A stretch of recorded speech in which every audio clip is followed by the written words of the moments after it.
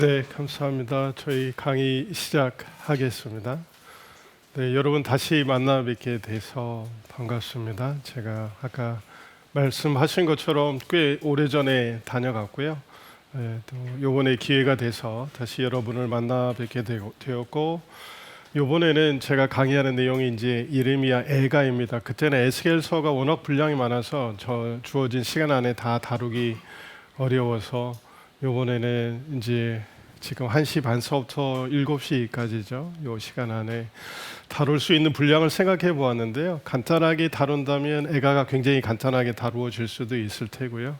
좀 더 세밀하게 본다면 또 주어진 시간이 짧을 수도 있겠다라는 생각이 듭니다. 네, 그래서 우리가 함께 말씀을 나누는 시간이 되었으면 좋겠습니다. 이미 말씀 사역을 하고 계시는 분들, 이제 목사님들 경우에는 이제 애가서를 다루어 보셨을 테고요. 또 성경 연구에 관심이 있는 이제 분들이 또 살펴볼 때에도 의미 있게 볼 본문이 아닐까라는 생각을 좀 해 봅니다.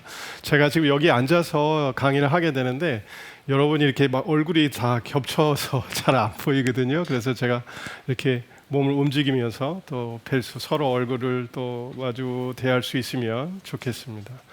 네, 저희가 오늘 함께 다룰 본문은 예레미야 애가입니다. 그래서 저희가 함께 본문도 보고 살펴볼 텐데요.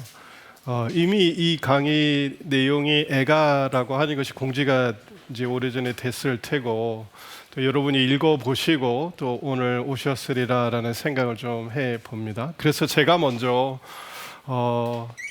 여러분에게 이 강의 내용을 나누기에 앞서서 여러분이 읽어본 이제 이번 기회에 읽어본 아가서는 어떠하였는지 어떤 내용이 머릿속에 남는지 또 읽어보고 난 후에 어떤 그림이 여러분 머릿속에 그려지는지 한번 같이 이야기를 좀 나누면 좋겠다 해서 제가 먼저 한번 질문을 드려볼게요. 또 여러분 자유롭게 내가 읽어본 애가서는 이러하였다. 또 이러한 내용이 머릿속에 남았고 또 이런 말씀을 하나님께서 애가서를 통해서 하시는 것 같다. 이렇게 한번 여러분의 이야기를 좀 해주실 수 있나요? 아니면 애가서를 다룬다고 하니까 어떤 기대가 있으셨나요? 아니면 이렇게 기쁜 이야기도 많은데 복된 소식도 많고 한데 왜 하필이면 애가를 할까라는 좀 의문이 있으셨나요? 네, 여러분 이야기를 좀 해주시면 듣겠습니다. 마이크 있으니까 저는 됐습니다.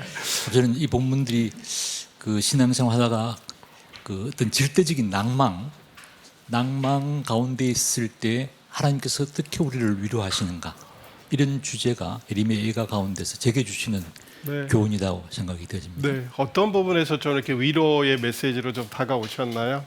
위로가 되는 부분이라고 보시면 하나님에 대해서 기대하고 소망 갖고 또 뭐 성전이라고 하는 또 정체성이라고 하나님 백성의 정체성이라고 하는 것들이 깨어졌을 때에 난 더 이상 말씀과 또 하나님의 임재와 지금까지 신앙생활을 해온 것들이 완전히 깨어졌을 때에 난 과연 어떻게 살아야 하나 하는 마음속에 있는데 그럼에도 내 믿음과 인식을 뛰어넘는 하나님의 자비와 긍휼 또 이것이 또 아침마다 새로울 수 있는 그런 기대감 이런 것들이 예레미야 애가 주고 있는 개인적인 교훈이다 싶습니다. 네, 감사합니다.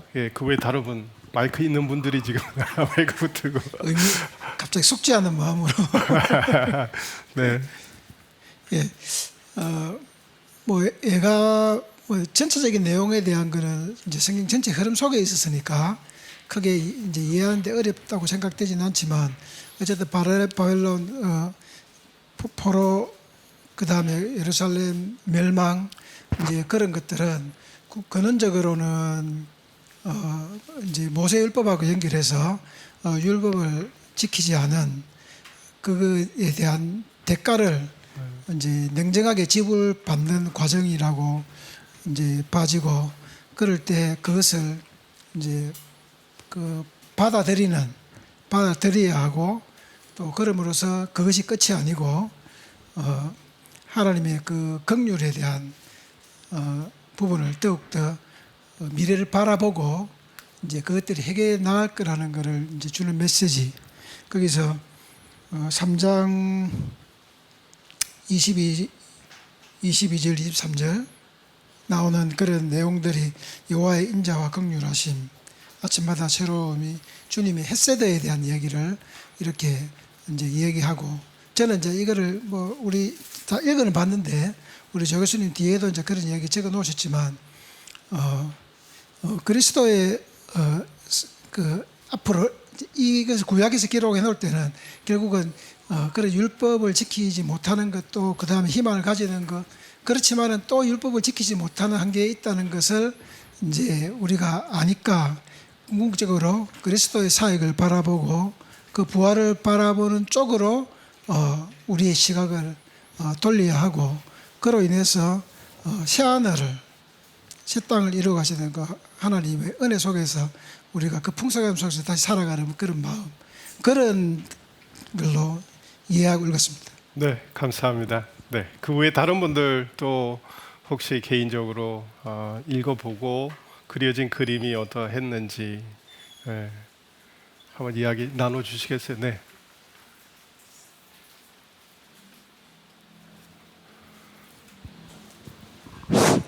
네, 저는 교수님 강의 듣기 전에 지난번 에스겔 강의하신 것을 한번 다 듣고 왔었는데 그거 들으면서 너무 은혜로웠고요. 참 감사했습니다. 그리고 이 애가 기대하면서 왔고요.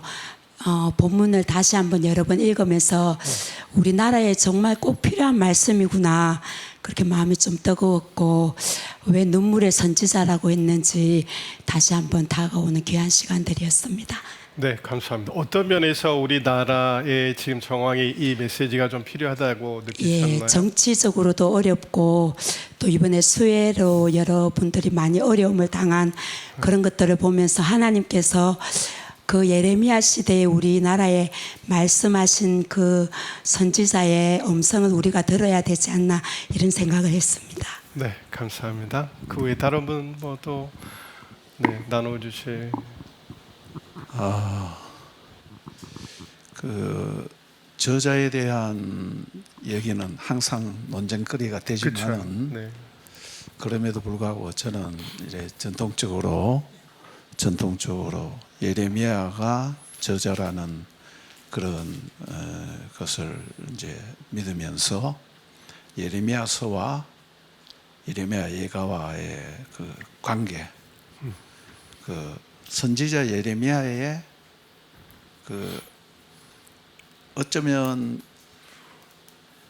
유다의 마지막 선지자라고 할 수 있는데, 망하기 전에 마지막 선지자가 예루살렘 성이 파괴되는 그것을 직접 목도하면서 정말 피를 토하는 심정으로 그 슬픔과 아픔과 좌절, 우선 이것을 깊이 느꼈고, 또 하나는 이것을 또 기록으로 남겨서 이게 뭐 시나 혹은 노래 형식으로 이렇게 되어 있고, 또 이렇게 알파벳 순서대로 뭐 끝까지는 아니지만은 그렇게 돼서 포로로 잡혀가는 그 다음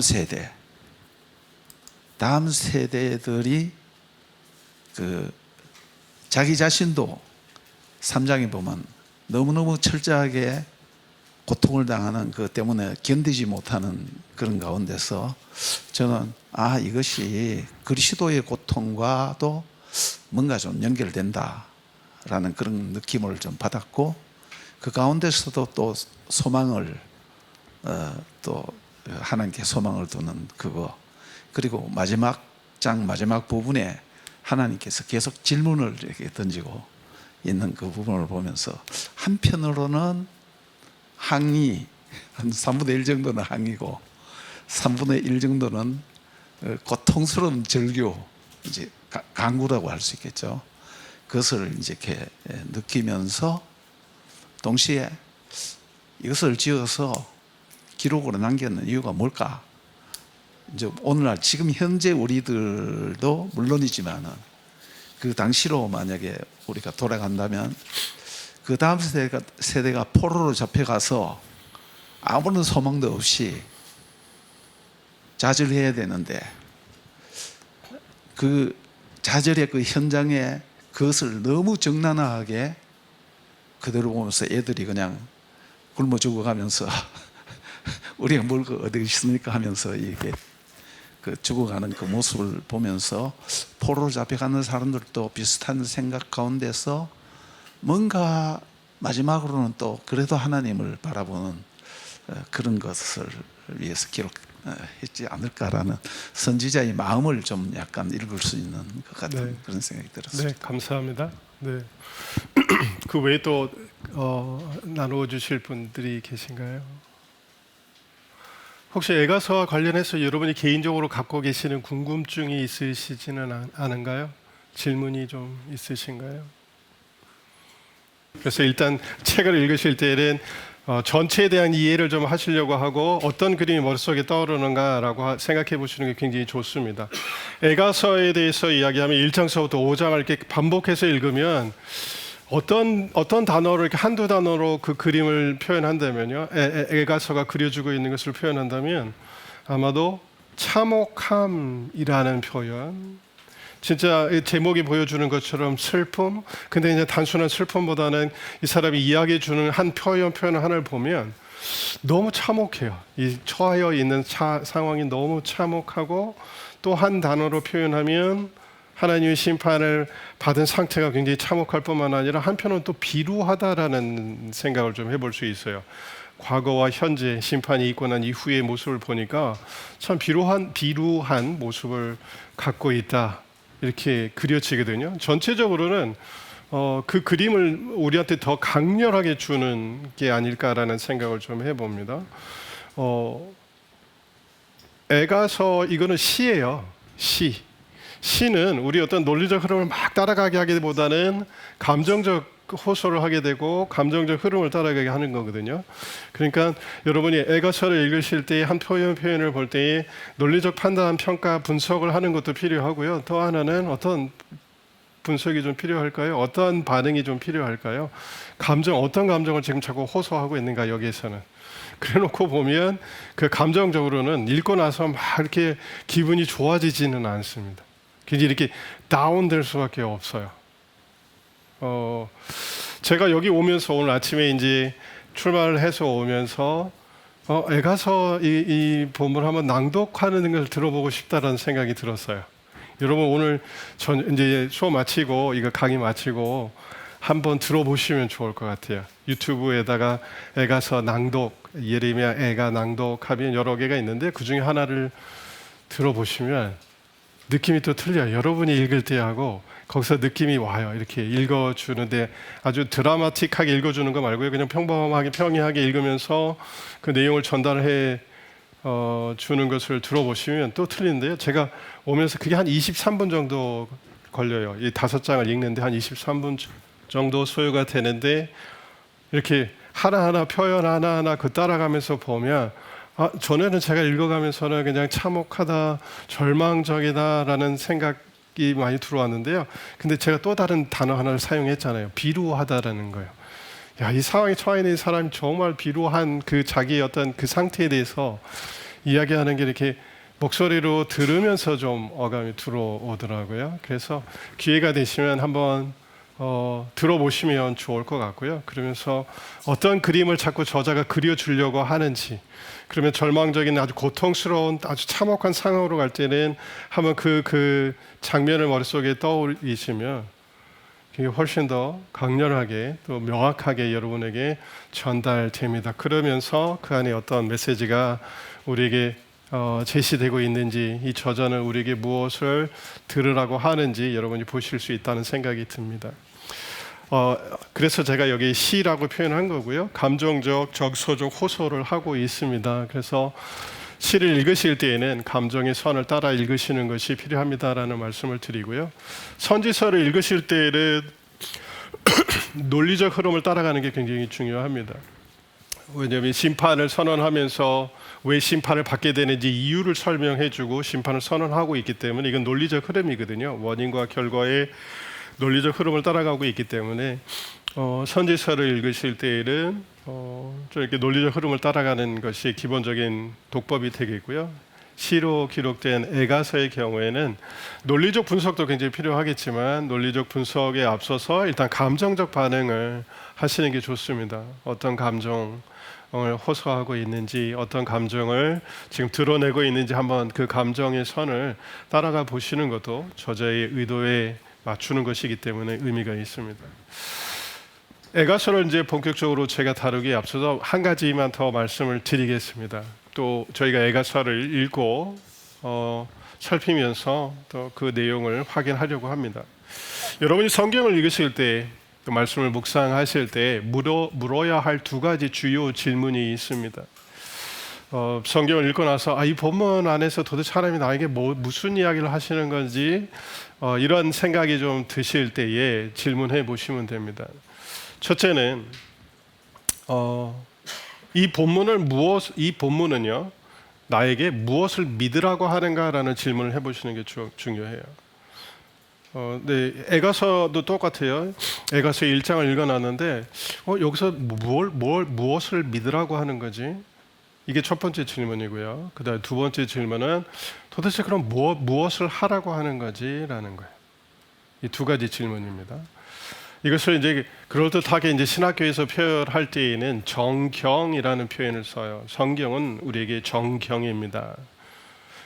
정경이라고 하는 것은 어떤 의미로 다가오게 되냐면요. 사건이 기록이 되어 있고 노래를 부르고 있고 율법이 기록이 되고 있는 거지만 이것은 정경이라는 거예요. 어떤 의미에서 정경이라고 이야기하냐면요. 이 사건 기록이, 율법 기록이, 이 노래가 신앙과 삶의 규범을 제시해 준다는 거예요. 그러니까 믿는 바의 규범이 되는 거고요. 생활하는 삶의 규범을 제공해 준다는 것, 그 믿음으로 우리가 성경을 정경이라고 고백을 합니다. 어디를 펴든지 구약 성경에서 신약 성경에서 어디를 펴든지 피고 그 본문을 읽으면 그 본문은 우리에게 신앙의 규범을 제공해 준다는 거예요. 무엇을 믿어야 하는지를 알려주는 거고요. 그 다음에 신앙의 규범, 무엇을 해야 하는지를 알려준다는 거예요. 그래서 우리가 구약 성경, 신약 성경을 우리의 정경으로 고백하는 거예요. 이것을 쉽게 표현을 하면 한 본문을 읽었을 때, 한 사건을 읽었을 때, 한 노래를 들었을 때 하나님이 나에게 무엇을 믿으라고 하는가, 하나님에 대해서, 구원에 대해서, 삶에 대해서 믿어야 할 것이 무엇인지를 알게 한다는 거예요. 알려준다는 거예요. 또한 그와 함께 어떻게 살아야 하는지, 무엇을 해야 하는지를 알려준다는 거예요. 그래서 여러분이 성경을 읽고 분석하고 이제 묵상하시거나 공부하실 때에는 일단 한 부분을 읽고 나면 질문을 해보면 좋아요. 이 본문 안에서는 도대체 무엇을 믿으라고 하는 건가? 이 본문을 알고 있는 나는 무엇을 하라고 하는 건가? 그래서 그 내용으로 정리하신다면 여러분이 성경을 읽고 그 내용을 파악하고 여러분 삶 안에 적용하는데 굉장히 중요한 의미가 있다고 생각합니다. 한국 교회가 왜 이런 이단에 취약하고요, 그 다음에 사회적 정황에서 신뢰를 받지 못하는가, 왜 지탄의 대상이 되는가 돌아보면요, 이 두 가지가 안 되기 때문에 그래요. 첫째는 무엇을 믿어야 하는지에 대해서 성도들이 분명하지 않습니다. 그러니까 쉽게 미혹이 되는 겁니다. 또한 성도로서 무엇을 해야 하는지 알지 못합니다. 그러니까 삶의 모범이 되지 못하는 거니까 사회 안에서 문제가 되고 비난의 대상이 될 수밖에 없겠죠. 굉장히 간단하잖아요. 돌아오면 결국 성도로서 우리에게 분명해야 되는 것은 두 가지입니다. 어떤 겁니까? 무엇을 믿고 있는가. 또 하나는요, 무엇을 하고 있는가. 근데 무엇을 믿어야 하고 무엇을 해야 하는지를 어디서 확인할 수 있다는 겁니까? 어디에서요? 정경, 성경에서요. 그러니까 여러분 스스로가 성경을 읽고 확인하는 것이 굉장히 필요하고요. 저희가 이제 제가 여기서 여러분에게 에가서에 대한 설명을 할 때에는 그런 도움을 드리기 위한 거고요. 더 중요한 것은 여러분이 성경 읽고 묵상하면서 끊임없이 이 두 가지 질문을 하시고 확인하시는 것이 좀 필요합니다. 그리고 때로는 서로 나는 이 본문을 읽어보니까 A라고 하는 것을 믿으라고 하네, C를 하라고 하네, 나는 이렇게 분석했어요. 근데 다른 분들하고 또 같이 한번 살펴보는 거예요. 뭐 지체 안에서 공동체 안에서 성경 공부를 하면서 나는 A를 보았고 C를 보았는데 당신은 어떻습니까? 그래서 거기에서 맞춰 가는 거죠. 더 정확한 하나님의 말씀을 확인해 갈 수 있습니다. 에가서를 읽고 감정의 호소에 따라서 여러분이 에가서에 대한 여러 이해를 또 주관적으로 하실 수 있습니다. 근데 실제적으로 이제 그 본문을 통해서 근본적으로 어떤 메시지를 전달하고 있는지 또 어떤 게 더 적절한 분석인지에 대해서 제가 여러분과 함께 나누어 보려고 합니다. 대략 이 정도 말씀을 드리고요. 에가서에 대해서요. 뭐 여러분이 이제 읽어보셔서 아시겠지만 예루살렘, 남유다는 큰 그림이 되겠죠. 유다, 그 다음에 예루살렘, 그 안에 있는 예루살렘은 이제 수도가 되겠죠. 그 안에 있는 성전, 이 유다가 파괴가 되고 왕국이 파괴가 되고 수도가 파괴되고 그 안에 중요한 성전이 파괴된 사건을 바라본 또 그 사건이 일어나고 난 후에 기록이 된 책이 이제 에가라고 이야기합니다. 그러니까 그 파괴에 대한 참혹함, 제가 말씀드린 것처럼 참혹한 상황, 비참한 상황, 비루한 상황에 대한 탄식이 나타나는 거예요. 이게 주요 내용이에요. 그래서 슬픈 노래를 부르게 됩니다. 그러면서 질문하는 거죠. 상황을 보았어요. 그러니까 저 너무 처참하다. 너무 이게 참혹한 상황이 왔다. 근데 두 번째 질문을 해봅니다. 그런데 왜 이렇게 된 거지? 이유가 무엇일까라는 질문을 하게 됩니다. 거기에 대한 답변을 여러분이 보실 수 있어요. 왜 이렇게 된 거지? 그러면 이런 이유 때문에 이렇게 될 수밖에 없었는데 그럼 이런 상황에서는 우리에게 아무런 소망이 없는 건가? 소망이 없는 상황인가? 이게 완전히 모든 것이 다 끝난 상황이고 더 이상 소망에 대해서 빛에 대해서 이야기할 수 없는 상황인가? 라고 하면 어때요? 어떤 답변을 얻을 수 있어요? 긍정적입니까? 부정적입니까? 그래도 그 상황 속에서 소망이 있다고 이야기하나요? 그렇죠? 제가 다시 한번 돌아가 볼게요. 여러분 이제 에가서를 읽으신 걸 기억을 하시면 돼요. 첫 번째는 동의하실 수 있겠죠. 왜냐하면 남유다, 예루살렘, 성전이 파괴된 그 참혹한 상황에 대해서 이 사람이 탄식하는 거예요. 여러 가지로 묘사를 해요. 여러 비유적인, 은유적인 표현들을 사용해서 그 처참함, 참혹함을 이야기해줘요. 근데 여러분 혹시 그 아주 참혹함, 처참함에 대해서 여러분 머릿속에 남는 그림이 좀 있으세요? 표현이 있으세요? 야, 이 표현은 정말 너무 참혹하다. 그리고 또 개인적으로 다가오는 표현이 있을 수 있잖아요. 어떤 게 있으신가요? 네. 네. 곡식들도 물 달라고. 네, 달라요. 네. 그렇죠. 아이의 입천장에 입술이 붓게 되는 그 그림들이 있어요. 그다음에 막 참혹한 상황인데 이빨을 조약돌로 깨는 장면도 있어요. 이런 탄식에 대한 것들은 여러분이 보실 수 있어요. 그것을 그려주는 거예요. 그다음에 두 번째 질문이 있었잖아요. 그럼 도대체 왜 이 상황에 오게 된 거지? 이유가 무엇일까라고 했을 때 여러분은 어떤 답변을 찾으셨나요? 이 답변을 해주고 있지 않나요? 이 질문에 대한 답변 해주고 있죠. 그렇죠? 어떻게 표현을 할 수 있어요? 이유가 뭘까요? 심판이죠. 그래서 이 사람들이 나의 범죄, 죄, 반항, 반역이라는 표현들을 사용하고 우리 조상들도 죄를 지었고 또 그 영향 아래 있는 것 같긴 한데 우리도 역시 하나님께 범죄했다라고 이야기하면서 그 이유를 이야기해 줍니다. 근데 한 가지는 구체적으로는 이야기하지 않은 것 같지 않아요. 실제적으로 A라고 하는 죄, B라고 하는 죄가 아니라 우리가 그냥 하나님께 죄를 지었습니다라는 거예요. 이들이 이 처참한 상황이 있으면 더 이 사람들을 괴롭게 하는 것은 뭐냐면 이전과 현재의 차이예요. 그전에는 어땠어요? 하나님의 선택된 백성, 언약 백성, 존귀한 자들이었는데 이런 비참한 상황이 왔어요. 이유가 뭘까? 답변을 줍니다. 그 다음에 제가 세 번째 질문에 대한 답변을 찾을 수 있다고 했어요. 어떤 겁니까? 그럼 이 절망적인 상황에서 우리에게는 아무런 소망이 없는가? 근데 소망이 있다고 이야기하나요? 저자가요. 그렇죠? 희미한 빛일 수 있어요. 네. 근데 또 너무 절망적이니까 그 빛이 또 뚜렷하기도 해요. 이 질문에 대한 답변을 주고 있나요? 근데 어디에 소망을 두고 있어요? 그 소망은 어디서부터 오는 거예요?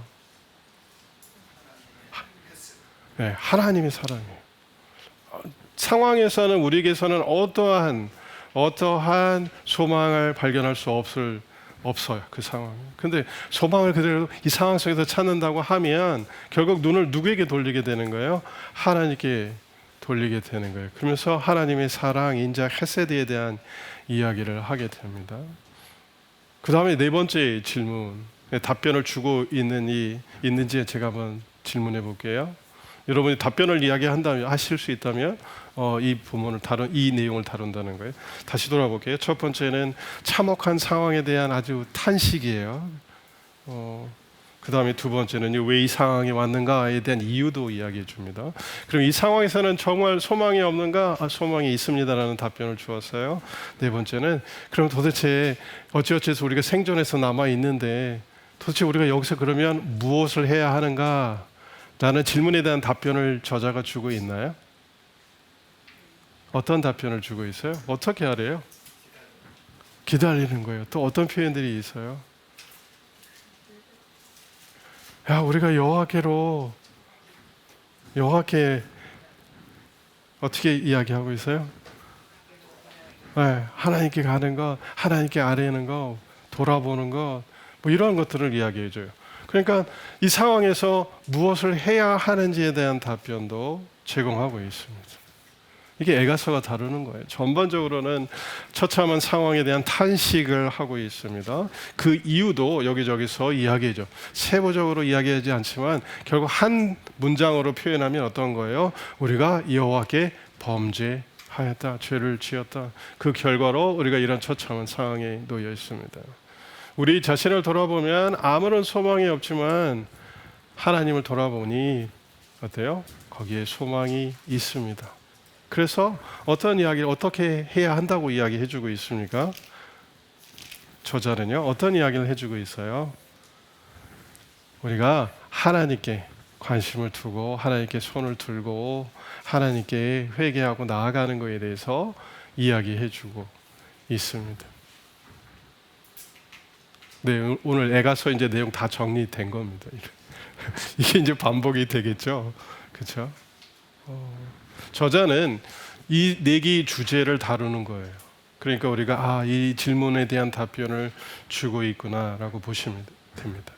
그래서 선지자요. 일반적으로 이제 선지자들이 이러한 내용들을 전달할 때는 여호와께서 일러 가라사대 이와 같이 말씀하셨습니다. 여러분이 범죄했습니다. 그래서 하나님께서 여러분에게 심판을 행했습니다. 그런데 여호와는 여전히 여러분에게 사랑을 두고 있고 여러분을 붙들고 계십니다. 여러분 회개하시고 여러분을 하나님을 찾으십시오라고 선포했을 거예요. 그죠? 이게 이제 신탁의 형태로 주어지는 거예요. 오늘 저자는 이 메시지를 어떻게 하고 있어요? 노래하고 있다는 거예요. 그러니까 노래로 따라서 보실 필요가 있습니다. 이거는 이제 시로 읽어 보셔야 되는데요. 그래서 이제 애가라는 이제 표현이 나오게 되는 거고요. 애가라는 것은 뭐 슬픈 노래라고 보시면 되겠고요. 또 하나는 장송곡이라고 보셔도 돼요. 라멘테이션이라고 표현했을 때는 장송곡이에요. 히브리어로도 키나라고 하는 것은 애통의 노래, 장송곡이라고 보시면 돼요. 한국 문화 안에서 정서 안에서는 장례 문화에 어떤 게 있어요? 상복을 입게 되고, 그죠? 그 다음에 제가 어렸을 때만 해도 요즘에는 그렇게는 안 하는 것 같아요. 장례식 문화가 또 그렇지는 않은 것 같아요. 옛날에 보면 상복을 입고 그 다음에 그 옷을 다 차려입고 그 다음에 막대기를 잡고 상주들은 어때요? 조문객이 오면 아이고 아이고 하잖아요. 그렇죠? 아이고 아이고 했어요. 그리고 또 있다가 가만히 앉아 있다가 또 조문객이 오면 또 붙들고 서서 또 아이고 아이고 해서 요즘엔 또 그렇게는 안 하죠. 옛날에는 그렇게 했단 말이에요. 마치 에카라는 히브리어 단어는요, 아이고라는 표현과 같아요. 그런데 이제 번역할 때 슬프다 이렇게 돼요. 근데 제가 오늘 아까도 말씀드린 것처럼 오면서 이렇게 그 낭독하는 걸 들었는데요. 처음 시작이 슬프다. 슬프다. 이렇게 듣는데요. 내가 노래를 부르는 게 아니라 듣는 거잖아요. 이렇게는 듣는데 훨씬 더 그게 감정적으로 들어오더라고요. 아, 정말 그렇겠구나. 슬프다라는 표현이 그분이 이렇게 읽어내는 그 감정선도 있겠지만 전체적인 내용을 고려하면서 보았을 때요, 그게 굉장히 의미 있게 다가왔고 기억이 납니다. 이 에가서는 처음 시작할 때 에카라는 단어로 시작이 돼요. 슬프다라고 표현할 수도 있고요. 장성곡이라고 하면 그냥 아이고라는 표현이라고 보셔도 됩니다. 그러니까 장성곡이라고 하면 무엇을 전제로 합니까? 죽음을 전제로 하는 거예요. 그러니까 소망이 다 끊어진 상황에서 죽음을 전제로 합니다. 이런 거 있을 수 있어요. 에가서를 읽으실 때에 슬픔을 먼저 가지고 접근하는 게 맞아요. 여러분이 우리가 천국 소망이 있고 하늘나라에 대한 소망이 있습니다. 그런데 어떤 성도의 장례식에 갔을 때에 여러분 대략 어떻게 접근을 하시나요? 같이 슬퍼하시고 상주들이 슬퍼하는 거에 대해서 그 슬픔을 같이 나누십니까? 아니면 뭐 너무 슬퍼하니까 우리 믿는 사람은 그러면 안 된다고 기쁨으로 또 천국 소망을 가지고 그걸 절제해야 되고 막 이러십니까? 어떠세요? 슬퍼해야 돼요. 가족을 잃고 살아가는 사람을 잃었기 때문에요. 슬퍼해야 돼요. 그 슬픔 가운데 그래도 그 슬픔 너머에 있는 소망이 있기 때문에 우리가 거기서 위로를 받는 거지만 그 상황에서는 같이 어떻게 해야 됩니까? 울어야 돼요. 그렇죠? 지금 에가서의 저자가 지금 울고 있어요. 같이 울기를 바래요. 그러하기 때문에 에가서를 읽을 때는 먼저는 그 감정으로 이 슬픈 노래에 접근하셔야 된다라는 말씀을 드리는데요. 책의 제목도 역시 그것을 잘 반영해 주고 있습니다. 그래서 히브리 성경을 놓고 보면 히브리 성경에서는 에카라는 단어요. 여기 지금 아마 여러분 노트에서도 노트 다 갖고 계신가요? 네, 받으셨죠? 네, 에카, 이거는 그냥 에카라고 읽어요. 근데 이제 그 고대 전승에서는 책의 주제에 따라서 슬픈 노래라고 표현하는 거예요. 이게 이제 한글 번역이 에가가 되는 거고요. 라멘테이션이라고 영어로 표현하는 거고, 헬라어 구약 헬라어 성경이 있어요. 거기에서는 트레니라고 표현하고요. 라틴어에서는 라멘타, 라삐 전통이라는 게 히브리 문화거든요. 그러니까 거기에서는 키나가 에가예요. 그러니까 키노트 애가들 이렇게 해서 책 이름이 나오는 거예요. 저자에 대해서는 여러분이 아까도 들으셨겠지만 대략 예레미야와 연결시켜서 애가라고 표현합니다. 예레미야 애가라고 표현을 해요. 근데 애가서를 여러분이 직접 읽어보시면 우리 그 개역 개정 그 편집본에 보면 예레미야 애가라고 표현했기 때문에 이 애가서를 예레미야랑 전통에 따라서 연결시키는 거고요. 책 자체로 놓고 보면 애가에 관련해서 예레미야가 직접 언급되지는 않아요. 근데 이제 이런 전통에 따라서 또 본문 내용에 따라서 보게 되면 예레미야와 연결시키는 것이 굉장히 적절해 보이기는 합니다. 그래서 그 부분 한 번 더 말씀을 드리는 거고요. 그러면 왜 우리가 지금 성경 배열에 보면 이사야, 우리 개역 개정에 보면 개신교 성경에 보면 이사야서가 있고 그 다음에요 예레미야가 있고 예레미야 애가가 나오고 에스겔이 나오고 다니엘이에요. 근데 이 네 책이요, 애가 빼고 네 책은 우리가 흔히 분량이 많기 때문에 선지서 속에서요 대선지서라고 표현해요. 근데 애가는 선지서는 아니잖아요. 근데 예레미야서 다음에 위치하는 것은 70인경 전통에 따른 거예요. 70인경에 보면 헬라어로 번역할 때 이 사람들이 에가서의 히브리 성경이요, 여러분 성경에는 없는 표현인데 1장 1절에 예레미야와 직접 연결을 시켜서 에가서를 소개하고 있습니다. 그래서 대략 교회 전통에 따라서 보게 된다면 에가와 그러니까 예레미야와 연결시킬 수 있겠고요. 또 성경 본문에서 역대하 또는 예레미야서 자체를 놓고 보면 충분히 예레미야와도 연결시킬 수 있겠다라는 생각을 좀 해봅니다. 왜냐하면 예레미야가 애가를 짓기도 했고요. 그 다음에 예레미야서를 읽어보시면 여러분이 이제 흔히 이야기하는 눈물의 선지자라고 표현할 수 있는 그런 평가를 받게 되는 표현들을 예레미야서 안에서 여러분이 보실 수 있기 때문에 그렇습니다. 또한 예레미야는 실제 예루살렘 성이 파괴되고 성전이 파괴되고 남유다가 멸망하는 것을 실제로 눈으로 목격한 사람이에요. 그래서 만약에 에가서의 저자 후보를 찾는다면 가장 적절한 후보는 예레미야이겠다라는 거예요. 이게 아주 예레미야서를 읽고 해석하는데 결정적인 역할을 하나요? 예레미야가 아닌 걸, 예레미야인 걸 모르고 읽는다고 해서 의미 파악이 잘 안 될까요? 누군가가 있는 거예요. 그래서 예루살렘 성전이 파괴되는 것을 보고 그것을 노래한 사람이 있어요. 근데 전통적으로는 예레미야와 연결해서 생각하는 건데요. 저는 한 가지 저자와 관련해서 예레미야와 애가 연결시키는 거예요. 아니면 애가서의 저자가 예레미야다 라고 하는 것을 이야기하는 그 중요성보다는요, 애가서를 이해하고 애가서의 내용을 파악하는 데 있어서 중요한 역할을 하는 것이 예레미야서예요. 예레미야서와 그 다음에 에스겔서입니다. 그래서 본문을 이해하는 면에 있어서는 예레미야서가 굉장히 중요합니다라는 말씀을 드립니다. 만약에 에가서의 저자가 예레미야가 이 글을 쓴 것이 중요한 역할을 하고 독자가 반드시 알아야 될 내용이었다고 하면 표기했을 거예요. 근데 이야기해 주지 않거든요. 그러니까 2차적이라는 거예요. 그래서 여러분이 본문을 놓고 내용을 파악하시는 거고요.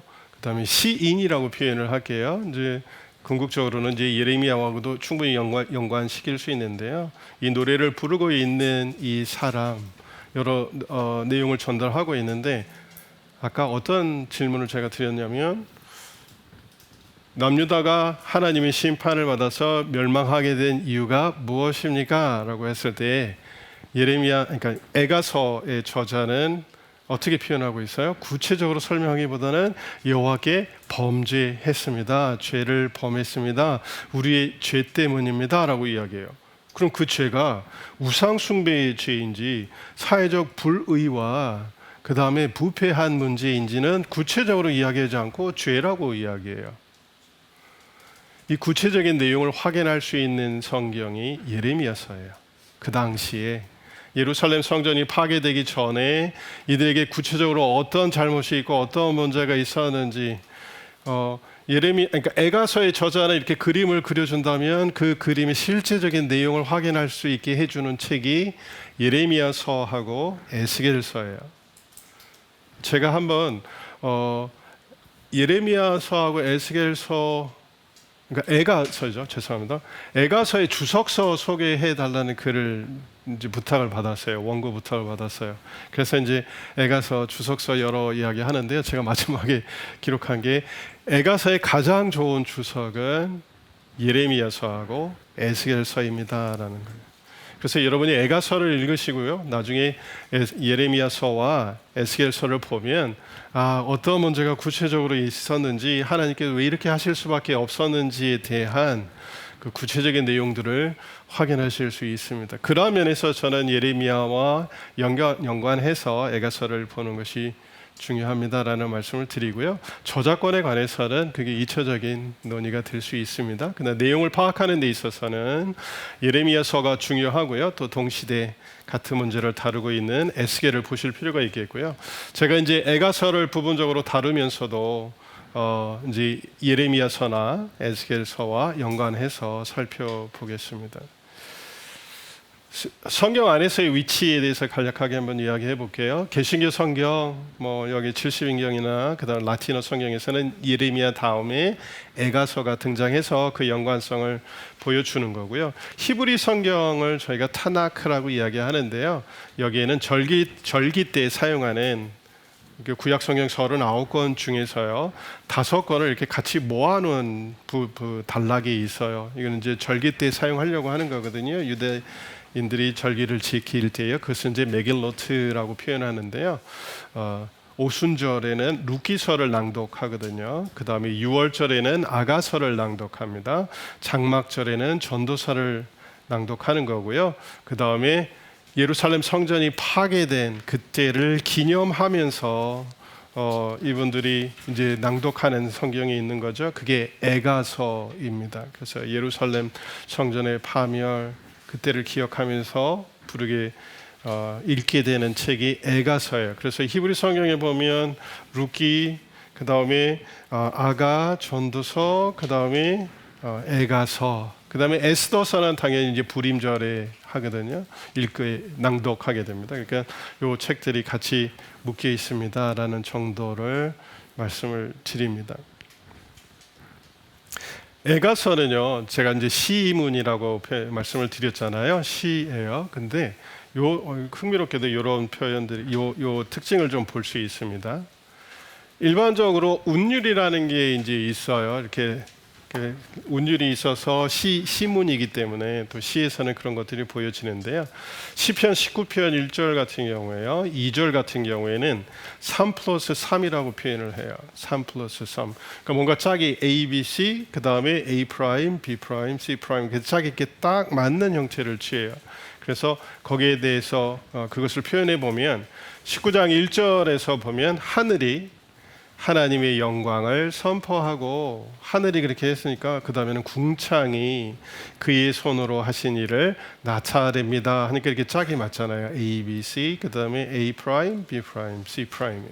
그래서 구문론적으로도 문장이 좀 이런 짜여진 형태를 취합니다. 또 다른 예를 보면 날은 날에게 말을 하고 밤은 밤에게 지식을 전한다 하니까 여기도 A, B, C 이렇게 짝을 이루는 거예요. 근데 애가 있잖아요. 키나라고 하는 데는 운율을 어떻게 구성하냐면 3+2로 해요. A, B, C 그 다음에 A 프라임, B 프라임이에요. 그러면 C는 어떻게 됐어요? 잘려나간 거예요. 잘려나간 게 그 형태를 취하고 있는 거예요. 그래서 3장 4절 여기 보면 나의 살과 가죽을 쇠하게 하시며, 그 다음에요 나의 뼈를, 그 다음에 뭐 하나 더 있었으면 좋잖아요. 근데 없어요. 그래서 꺾으셨고 다듬은 돌을 쌓았고 내 길을 막았는데, 여기 보면 길들을 굽게 하셨다라고 해서 333으로 33으로 이렇게 딱 짝을 이루는 게 아니라 3과 2의 형태를 취해요. 그래서 마치 하나가 잘려 나간 거거든요. 그래서 일반적인 시 형식에서 벗어나면서 마치 중간에 잘려 나간 느낌을 전달해요. 읽어보면 운율적으로도 그렇다는 거예요. 그래서 3+3은 규칙적인 거죠. 뭔가 안정감을 주는 거잖아요. 그런데 3+2의 반복은 뭔가 절뚝거리는 느낌을 전달하게 됩니다. 그래서 이거는 어떤 효과를 갖게 되냐면요. 이 형식을 취하게 되면서 마치 사람이 제 수명에 살지 못하고 일찍 죽은 것과 같은 비극적인 삶을 표현하는 문학적 기법으로 사용이 되어져요. 그래서 우리가 이걸 이제 소멸 기법이라고 이야기하고요, 아니면 이렇게 절뚝거리는 기법이라고 표현하기도 합니다. 그러니까 뭔가 그 글쓰기 형식 자체로도 운율 형식으로도 이런 것을 이제 담아내면서 그 슬픔을 표현하고 있다라고 보시면 되겠고요. 이거 이제 애가를 작성할 때는 이런 운율을 지킨다는 거예요. 근데 전체적으로 놓고 보면 전체적으로요. 뒤에 가서 애가서가 총 5장이잖아요. 근데 4장, 5장으로 갈수록 분량이 줄어요. 그래서 1장, 2장, 3장에 보면 대략 66행이라고 표현을 해요. 제가 이따 한번 설명을 좀 드릴 거예요. 근데 4장에 가면, 이제 4장으로 넘어가면 이제 줄어요. 그래서 44행이에요. 각 장 1장도 66행, 2장도 66행, 3장도 66행이에요. 행으로만 치면요. 근데 4장에 가면 44행, 그 다음에 5장에 가면 22행이니까 뭔가 이렇게 줄죠. 그죠? 똑같은 숫자를 가지고 가다가 3장에서 이렇게 마치 산의 언덕에 올라서 고개를 넘어서 그 다음에 내려가는 듯한 느낌을 갖게 됩니다. 이런 전환점을 맞이하면서 분량이 줄어가요. 이게 왜 이럴까라는 생각을 좀 해볼 수 있겠죠. 지금 제가 이야기한 행과 그 다음에 이 절에 대한 이야기를 좀 이렇게 설명을 드리고 더 나눠볼게요. 에가서 1장 1절을 보시면요. 에가서 1장 1절을 보시면은 제가 지금 행이라고 표현한 게 어떤 거냐면요. 1장 1절에서 슬프다 이 성이여 전에는 사람들이 많더니 이제는 어찌 그리 적막하게 되었는가. 이게 한 행이라고 보시면 돼요. 이렇게 문장이 짝을 이루어서 한 행이 되는 거예요. 그 다음에요 1절에 보면 전에는 열국 중에 크던 자가 이제는 과부가 되었고, 이건 두 번째 행인 거예요. 여기도 이제 두 문장이 짝을 이루어서 두 번째 행을 이루게 돼요. 세 번째는요, 전에는 열방 중에 공주였던 자가 이제는 강제 노동을 하는 자가 되었다라고 이야기하는 거예요. 그러면 지금 여기 몇 행이 있는 거예요? 1절에요. 세 개의 행이 있는 거예요. 두 개의 문장이 짝을 이루어서 첫 번째 행, 두 번째 행, 세 번째 행. 그래서 이게 한 연이라고 보시면 돼요. 몇 절까지 있어요? 그러니까 각 절이 세 개의 행을 가지고 있고 몇 절까지 나와요? 22절까지 나오니까 산술적으로 계산하면요 몇 행이 되는 거예요? 66행이 되는 거예요. 2장에도 여러분이 보시면은 2장 1절에도 보면 슬프다 여기서 에카 이걸 던지 시작이 되는 거예요. 주께서 어찌 그리 진노하셨는가 딸 시온을 구름으로 덮으셨는가 하니까 여기 한 행이 되는 거예요. 그 다음에요 이스라엘의 아름다움을 하늘에서 땅에 던지심이요 두 번째 행인 거예요. 세 번째는요 그의 진노의 날에 그의 발판을 기억하지 않았습니다 라고 해서 세 번째 행이에요. 여기도 보면 지금 세 개가 같이 엮여서 1절을 이루고 있어요. 몇 절로 나옵니까? 22절이에요. 그럼 몇 행이 됩니까? 66행이. 여기 보니까 뭔가 숫자가 딱 정해져 있죠. 지금요. 그죠? 숫자가 동일해요.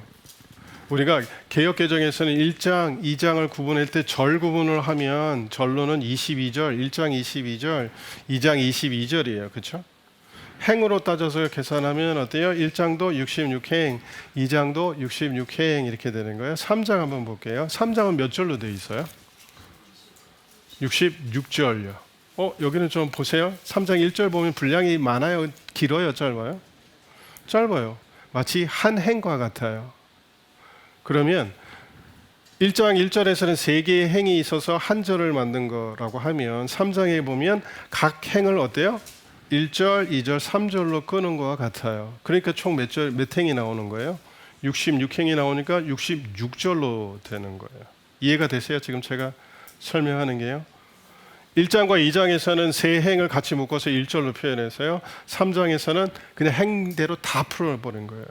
그러니까 3장 1절, 2절, 3절이 딱 묶으면 한 연을 이루겠죠. 그렇죠?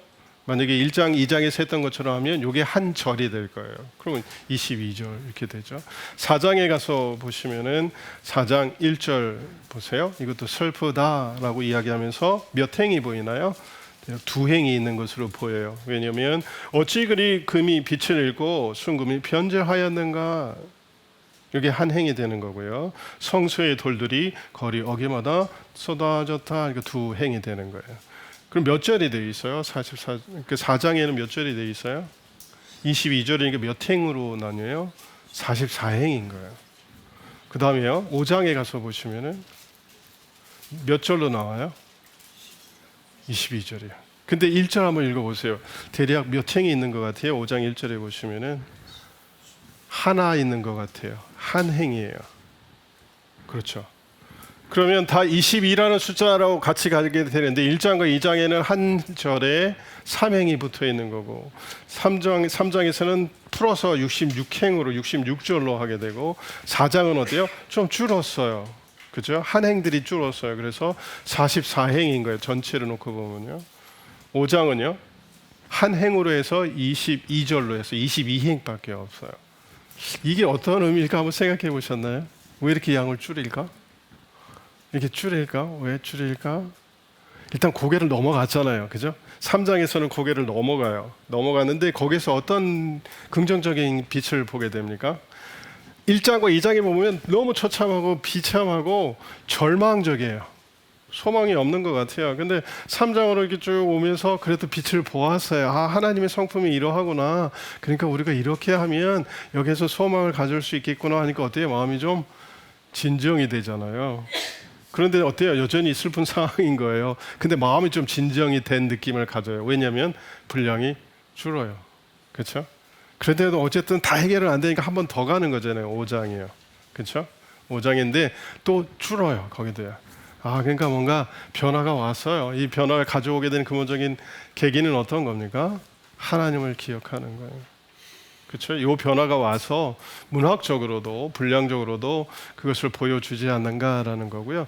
더 흥미로운 것은 22라는 숫자 지금 자꾸 얘기하잖아요. 22, 3행으로 해서 22절, 22절 풀어내니까 66절, 그 다음에요 22절 44행으로, 그 다음에 5장은 1행이긴 하지만 몇 절을 유지하고 있어요? 22절, 그러니까 22행을 유지하고 있다는 거예요. 이 22라는 숫자가 어디서 올까라는 생각을 해보는 거예요. 그래서 보니까 이게 알파벳이라는 거예요. 보세요. 이제 제가 잠깐만요. 네. 네. 이게 히브리어 알파벳이거든요. 옛날에는 이렇게 썼는데 지금 현대에는 이 모양을 사용하고 있다라고 하는 거예요. 그건 지금 그보다 더 중요한 것은 뭐냐면 이게 만약에 A와 같은 거예요. 처음 첫 번째 알파벳이고 자음만 나온 거예요. 여기까지 나옵니다. 근데 이게 읽으면 알렙, 벳, 기몰, 달렛 해가고 쭉 나오는데 22자예요. 22 자음이 있습니다. 우리가 흔히 알파벳이라는 게 있어요. 우리가 마치 삼행시를 지으면 첫 번째 자로 해서 문장을 만들고 첫 번째 글자로 문장을 만들고 하는 거와 같아요. 이게 알파벳이에요. 이게 22자가 있어요. 그러면 어때요? 이 알파벳이 사용이 됐다는 거예요. 그래서 보면 이제 그 또 한 예를 한번 보여드리면 이게 이제 알파벳이에요. 이게 시편 34편인데요. 1절은 표제가 되는 거고 여기서부터가 이제 실제 우리 성경에서 1절이라고 보시면 돼요. 근데 여기 이제 괄호의 알렙, 베이트, 기모, 달렛이에요. 아까 요 알파벳의 알레프부터 여기까지 쉬는 타브까지 나올 거예요. 여기 타브까지 나와요. 여기 이제 마지막 T와 같은 거예요. 알레스, 타브. 그와 같이 이 시는 34편은요. 시편 34편은 알파벳이라고 이야기해요. 아니면 뭐 닭관체시 이렇게 표현하거든요. 이합체시 이런 뭐 한글 번역도 있을 거예요. 근데 알파벳이라고 표현을 해요. 알파벳이 알레프부터 타브까지라고 말씀을 드렸는데 보니까 여기도 22절이죠. 그래서 여기 보면 이렇게 시작이 되는 거예요. 알레스로 첫 자가 시작이 되고 한 절을 이루게 되고 그 다음에 베이트가 나오니까 그 베이트로 시작이 돼서 바도나이 이렇게 표현하는 거고요. 그 다음에 세 번째 알파벳이 김물이라는 거예요. 게모. 그러니까 가델루 해서 이렇게 요 첫 자를 가져오게 돼요. 이게 알파벳입니다. 그래서 알레스서부터 차스 이제 굉장히 정교하게 이제 이 시를 짓는 거예요. 알파벳인데요. 여기 한번 먼저 볼게요.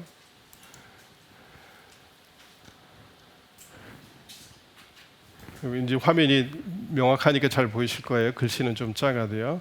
1장 1절에는 세 개의 행이 있어요. 근데 첫 번째 슬프다라고 할 때가 에카라고 해서 알레스로 시작이 되는 거고요. 세 행을 끝내고 그 다음에 두 번째 연 2절로 들어갈 때는 두 번째 글자인 베이트로 해서 바코 이렇게 그래서 슬프게 진짜 슬프게 우는 애통하는 것으로 베이트로 시작이 되는 거고요. 그 다음에 기물로 시작이 돼요. 그래서 22절이 되는 거예요. 그런데 세 행이 같이 따라 나오는 거예요. 알레프로 시작하고 세 행이 나오고 2장도 역시 동일한 형식을 취해요. 그러니까 22절인 거예요. 근데 세 행이 나오니까 첫 번째 행만 알레스, 베이트, 기물로 시작이 된 거예요. 근데 왜 3장도 66행이잖아요. 근데 여기는 1절, 2절, 3절 해갖고 66절로 끌었잖아요. 3절로 보시면은 3절은 첫 번째 행, 두 번째 행, 세 번째 행 이렇게 하나의 연으로 묶을 수 있는데요. 여기는 다 알레스로 시작이 돼요.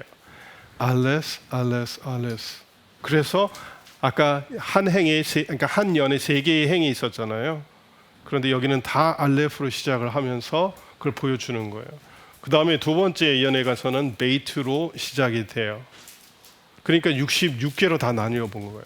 각 행을 66개로 나눈 거예요. 22절로 안 하고요. 그럼 여기도 지금 알파벳으로 해서 22개가 지금 강조가 되는 거예요. 4장에 가서 보시면은 4장은 두 개의 행이 나오는데 첫 번째 행만 요 알파벳을 따라요. 알렙, 베이트, 김모요. 근데 제가 지금 여기 5장 안 넣어놨잖아요. 그렇죠? 5장은 총 몇 행인가요? 22행이니까 알파벳 C가 나오면 좋겠잖아요. 여태까지 했으니까요. 근데 알파벳 C가 아니에요. 알파벳 C로 하지 않습니다. 특이하잖아요. 지금 이 저자가 1장, 2장, 3장을 알파벳 C로 그렇게 정교하게 했다면 4장까지요. 5장도 좀 그렇게 하면 전체가 좀 이렇게 깔끔하지 않을까요? 그런데 알파벳 C를 사용하지 않는데 제가 갖게 되는 질문은 알파벳 C를 사용하지 않는데 왜 22행으로 할까라는 거예요. 분량도 확 줄였죠. 그 다음에 여전히 어떤 숫자를 지금 유지하고 있어요? 22예요. 22라는 것은 어떤 것을 상기시켜 주는 거예요? 알파벳을 상기시켜 주는 거예요. 앞에 있는 거예요. 흥미롭지 않아요? 한글 성경을 아무리 보셔도 그건 안 보여요. 그죠? 이게 히브리 성경이니까요. 혹시 성령의 감동으로 영적 눈이 띄어서 보일지 모르겠지만 근데 히브리 성경에는 그렇게 해요. 이게 굉장히 저자가 갖고 있는 의도란 말이에요. 저는 그게 굉장히 궁금했어요. 그러면 먼저 질문하게 되는 것은 알파벳의 특징이 무엇일까요? 어떤 느낌을 전달한다고 생각해요? 알파벳 A로 Z라고 이야기하면 야, 내가 그거에 대해서 A로 Z 다 이야기해 줄게. 그러면 뭐 어떤 느낌을 줘요? 암송하기도 좋아요. 그죠? 암송하기 좋잖아요. 그래서 삼행시도 있는 거고 알파벳 C가 있게 되는 거예요. 또 하나요? 어때요? 암송의 유효성이 있어요? 또요? 어떤 거예요? 시작과 끝이 있다는 것은 다 얘기하겠다는 거예요. 뭔가 완전성, 완결성에 대한 이야기가 있어요. 처음부터 다 이야기해 주겠다. 그래서 A to Z라고 하면 A에서 Z까지라고 하면 어떤 거예요? 영어 알파벳이 A에서 Z예요. 그럼 내가 그것에 대해서 모든 걸 다 알고 있다. 전체성, 총체성에 대한 이야기가 있고요. 완전성이 있고 그 다음에 하모니 있잖아요. 조화를 이루는 듯한 느낌을 가져요. 대표적인 알파벳 C가 시편에 등장하는데요. 알파벳 C이긴 해도 외우기는 쉽지 않아요. 왜냐하면 분량이 워낙 많기 때문에 그래요. 가장 긴 시편이 어떤 거예요? 119편이 알파벳이에요. 총 몇 절인지 아세요? 176절이에요. 이거를 8로 나누면 22라는 숫자가 나와요. 8개의 절이 같이 묶여서 한 단락을 이루어요. 이게 다 알레프로 시작하는 거예요. 두 번째, 8째 절은 베이트로 다 시작이 되는 거예요. 그래서 176절이 나옵니다. 내용은 어떤 내용이에요? 119편이요. 하나님의 말씀의 완전성. 그걸 이야기하는데 저자가 지금 시인이 어떤 걸 사용하고 있어요? 알파벳 C를 사용해요. 그것도 아주 8개씩 묶어서 굉장히 특이하게 눈에 띄게 보여주는 거거든요.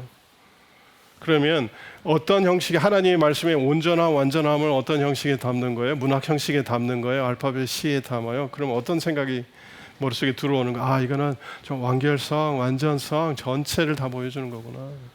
하나님의 말씀이 완벽합니다. 온전합니다.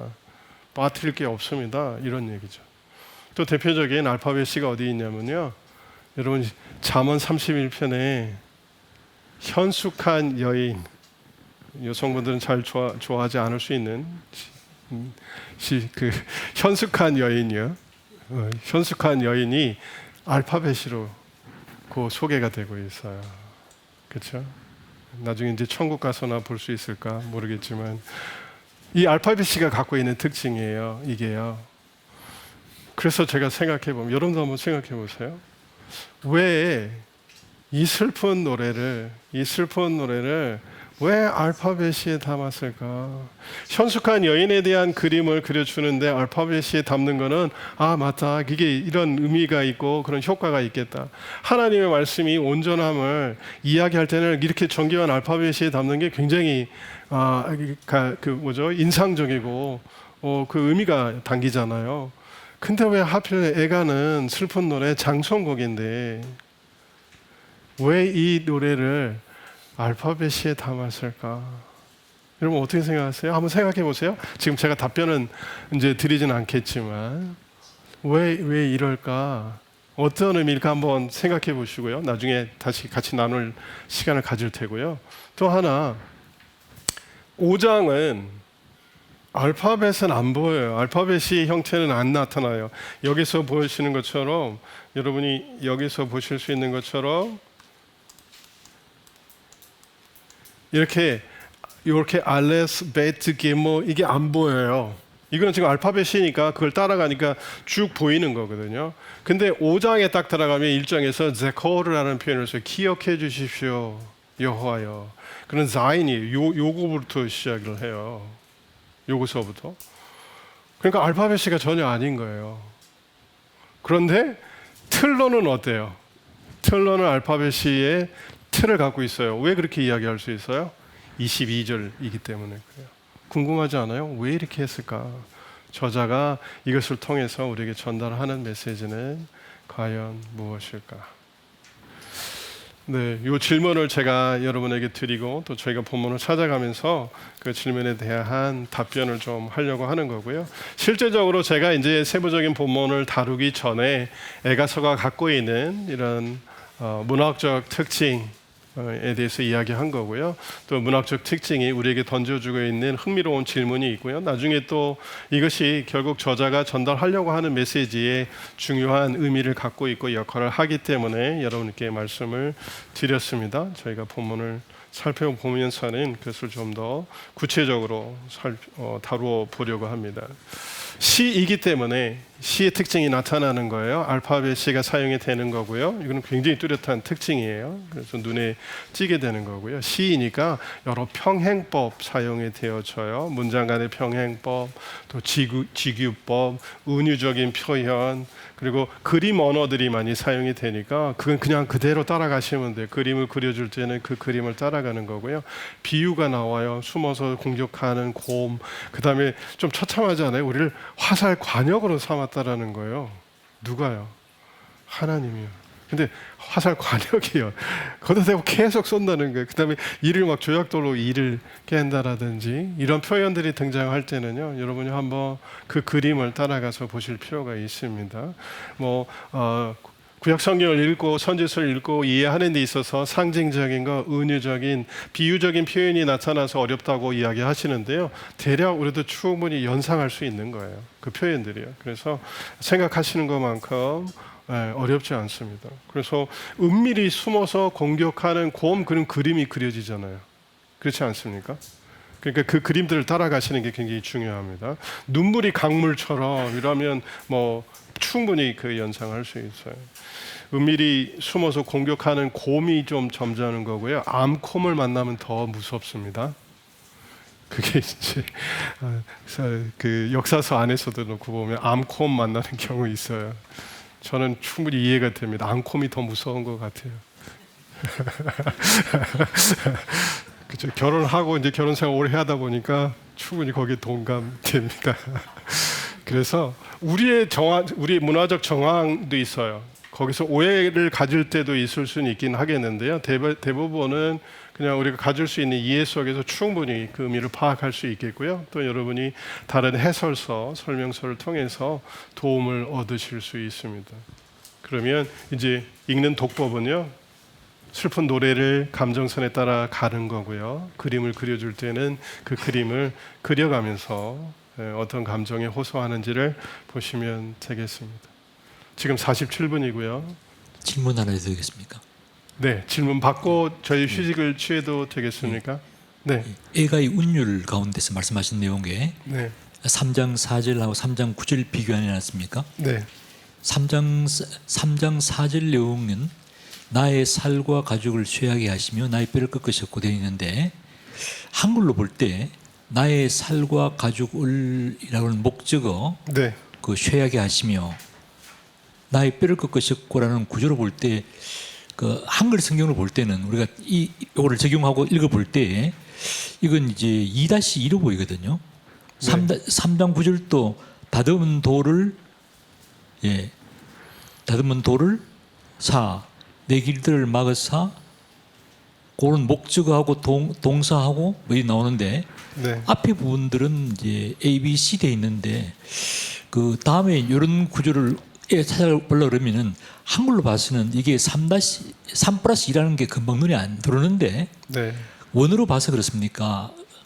뭐 다른 어떤 설명이 있겠습니까? 네, 원어로 봤을 때 그러한 거고요. 여기도 지금 사실은 A, B, C로 해서 A, B로 해서 C가 잘려 나갔다라고 하는 것은 이 어순에서는 잘 안 맞아요. 이제 히브리에서는 쇠하게 하시며 나의 살과 가죽을, 두 번째는 꺾으셨고 나의 뼈를, 그러니까 목적어 하나가 잘려 나가는 거예요. 그래서 림핑이 나오는 거거든요. 그러니까 한글 본문보다는 히브리 본문의 그 운율이 훨씬 더 적절한 거고요. 그걸 담아내서 표현하기가 사실 쉽지는 않죠. 왜냐하면 또 다른 언어이기 때문에 그렇습니다. 여기서 이제 기본적으로 제가 그걸 보여드린 거고요. 여기서 더 두드러지게 나타나는 것은 제가 주목한 것은 알파벳의 사용이에요. 특이하잖아요. 왜 슬픈 노래를 그 알파벳에 담았을까? 5장에서는 왜 그것을 보여주지 않고 22절에 그 형태만, 뼈대만 남겼을까라는 질문입니다. 네, 또 추가적인 질문이 있으십니까? 없으시면, 있으신가요? 없으시면 저희가 49분, 50분에 마무리했다 생각하고요. 10분, 그러니까 3시가 되겠죠. 3시에 다시 시작하겠습니다. 네, 감사합니다.